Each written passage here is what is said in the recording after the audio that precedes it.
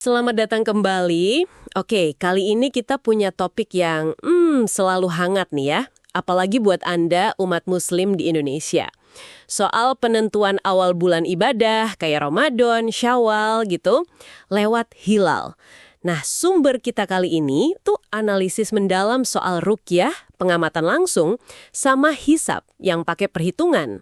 Betul sekali. Penentuan awal bulan Komariah ini ya sering banget jadi sumber perbedaan pandangan.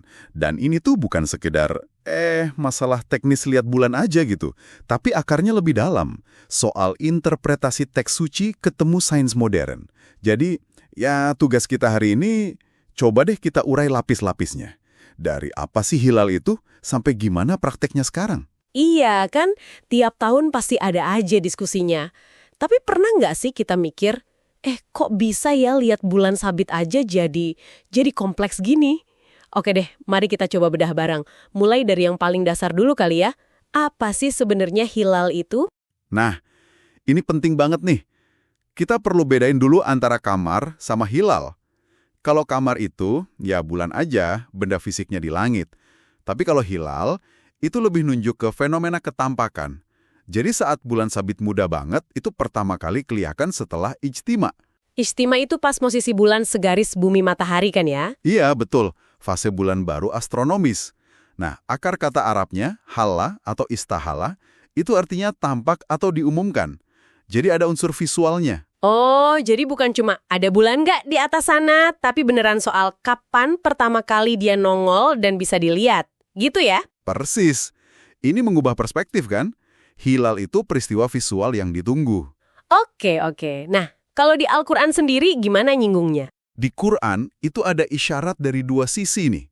Satu sisi, di Al-Baqarah 189, ahilal jamaknya hilal disebut mawaqit linnas wal hajj, penanda waktu buat manusia dan haji.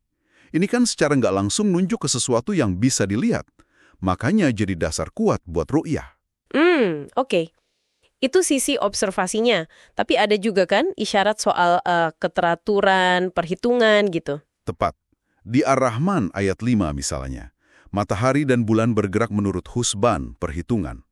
Terus di Yunus ayat 5, Allah menetapkan fase bulan li ta'lamu adadas sinina wal hisab. Biar kita tahu bilangan tahun dan perhitungan. Nah, ayat-ayat ini jadi dasar buat yang pakai pendekatan hisab. Menariknya, dua-duanya ada di Quran. Wah, iya juga ya.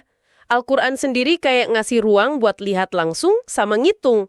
Terus gimana petunjuk spesifik dari Nabi Muhammad? Nah, ini jadi sentral banget. Hadis yang paling terkenal kan, puasalah kalian karena melihatnya hilal. Dan kalau nggak kelihatan, misalnya karena mendung, Nabi suruh istiqmal. Sempurnain aja bulan Sya'ban jadi 30 hari. Ini kan jelas banget memperkuat ru'yah. Tapi, nah ini nih, saya sering dengar ada satu frasa di hadis lain yang jadi, titik perdebatannya. Yang fakdurullah itu. Betul. Itu dia. Di riwayat lain, pas kondisi nggak memungkinkan lihat hilal, Nabi bilang, fakdurullah. Artinya bisa perkirakanlah. Mayoritas ulama klasik, nafsirinya sama aja kayak istiqmal tadi, genapkan 30 hari. Tapi sebagian ulama lain, terutama pendukung hisab, nah mereka ngertiin ini sebagai lampu hijau buat pakai perhitungan, takdir atau hisab, pas ru'yah nggak mungkin.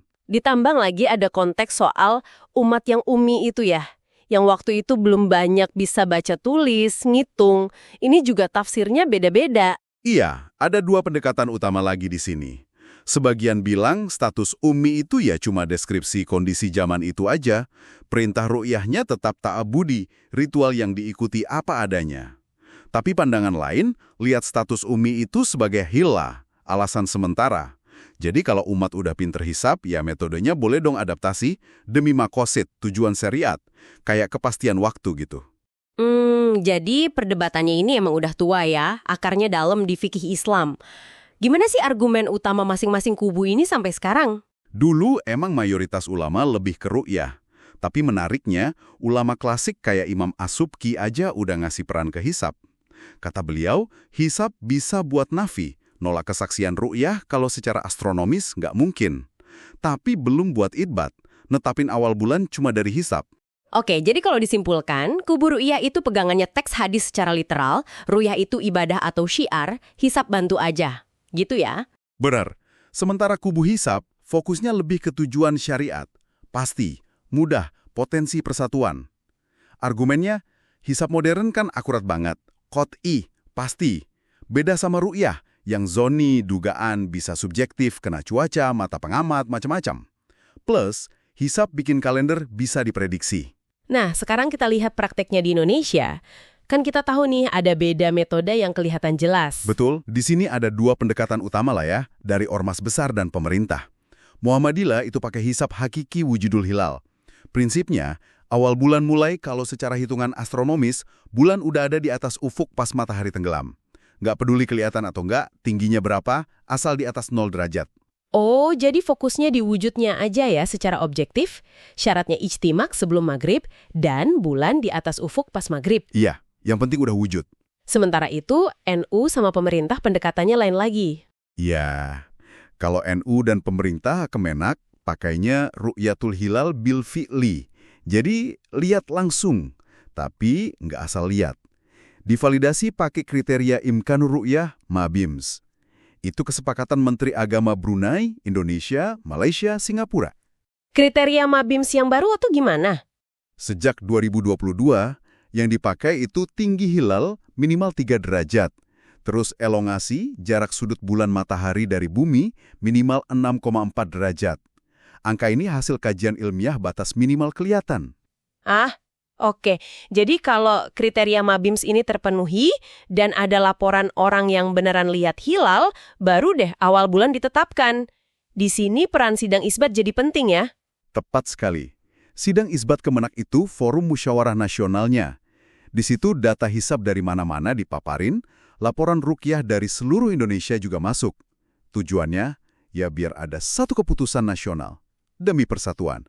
Meskipun ya kadang tetap aja ada beda pandangan karena patokan kriterianya beda dari awal. Oke, jadi kalau kita tarik benang merahnya nih ya, ini sebenarnya bukan soal dalil mana yang paling benar gitu ya, tapi lebih ke gimana kita di zaman sekarang memahami dan menerapkan warisan teks suci itu. Betul.